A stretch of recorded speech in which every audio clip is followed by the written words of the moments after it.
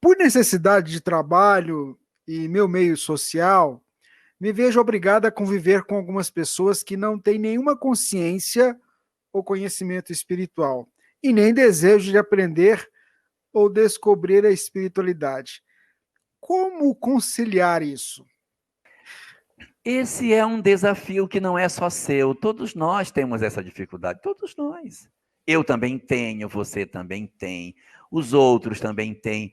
É uma realidade do mundo de provas e expiações. E às vezes não está nem no ambiente de trabalho, às vezes está dentro do lar.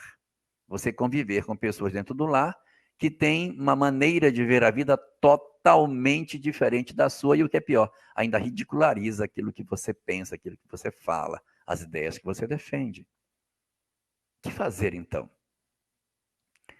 Ler a mensagem que está no capítulo 17 do livro Evangelho segundo o Espiritismo, chamado O Homem no Mundo, que diz que temos que viver no mundo como os homens vivem. E aí, o que a gente precisa fazer? Eles dizem que a gente tem que ter as alegrias, não tem que se vestir de saco, vestido de cinza. Não é porque nós temos a mensagem espírita que a gente tem que o tempo todo estar se referindo a ela. Senão a gente corre o risco de ficar fanático. Então, a gente precisa ter leveza e conviver com as pessoas com as imperfeições que elas têm. Ai, mas é tão difícil. Às vezes a dificuldade nasce porque a gente se aflige e quer corrigir o outro, quer que o outro deixe de ser como ele é.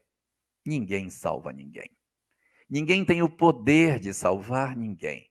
Nós temos é que salvar a nós mesmos. E como é que a gente salva a nós mesmos? Saindo da nossa indiferença, ajudando os outros. E, ao mesmo tempo, além de ajudar os outros, a gente precisa também aceitar os outros como eles são. Aprender a aceitar as pessoas que pensam diferente de nós. Vamos fazer uma volta na história e pensar Jesus. Imagine, Jesus convivendo na Palestina com um monte de sacerdotes, levitas, doutores da lei, os ricos, os poderosos, aquela confusão toda. Aqueles homens tão equivocados. Ele tendo que conviver com eles. Jantava às vezes com eles. Conviveu com Zaqueu. E seus discípulos também eram tão ignorantes. Não entendiam o que ele dizia, compreendiam tudo errado. Mas disso nem por isso ele chegou e disse: olha, gente, não aguento mais vocês. Não aguento mais. Não. Ele foi levando aquilo, ensinando, e a gente, como tem Jesus como nosso modelo e guia, precisa dar uma olhada na maneira como ele agia. Então, para você, Gislaine, de maneira mais prática, o que fazer? Regra número 1. Se eles não gostam, não fale de espiritismo para eles. Você vai cansar as pessoas e vai se tornar ridícula. Não faça isso. Não, mas é verdade. Deixe. Deixe.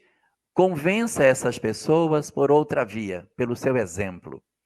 Faça com que eles respeitem você, não pelo que você diz, mas pela autoridade moral que você tem. E se prepare para as calúnias, para os risos, para os deboches que podem acontecer.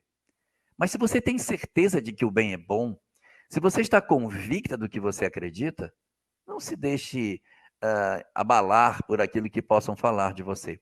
Continue fazendo. Não precisa insistir em pregar espiritismo para eles.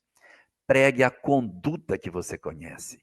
Eles vão aprender a respeitar você, não pelo que você está falando, pelas ideias que você fala, mas pela conduta que você expressa, pela grandeza espiritual que você tem. E com o tempo, o que vai acontecer é que você vai ganhando, de certa maneira, a confiança dessas pessoas. E sem que você precise impor o seu modo de ser ou as suas crenças, você naturalmente passará a ser respeitada.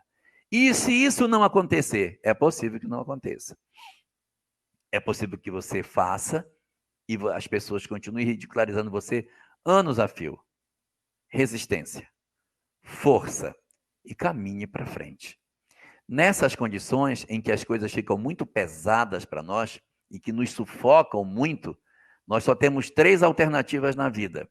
E essas 3 alternativas são as mesmas alternativas que os nossos amigos dinossauros tiveram no passado. Quais eram as opções deles? Ou migra, ou morre, ou se transforma, ou se adapta. Migrar é você mudar de emprego, ir para outro lugar. Morrer é se apagar espiritualmente e se deixar ser dominado. E adaptar-se é encontrar formas de sobreviver no ambiente em que você está. Faça primeiro o movimento de não insistir com a doutrina com eles, mas mantenha a sua conduta como tem que ser. Aproxime-se das pessoas, seja mais amiga, mais fraterna, sem medir o que eles dizem, aceitando as pessoas diferentes como são, sem precisar carregá-los nas costas. Se eles forem muito antipáticos, reduza a presença. Ninguém é obrigado a conviver com quem nos é antipático. Reduza. Não precisa tratar mal, mas a gente reduz. Convive menos. Dá só bom dia e tal, sem ser antipático. Convive com menos intensidade. E com mais intensidade com os que nos são simpáticos.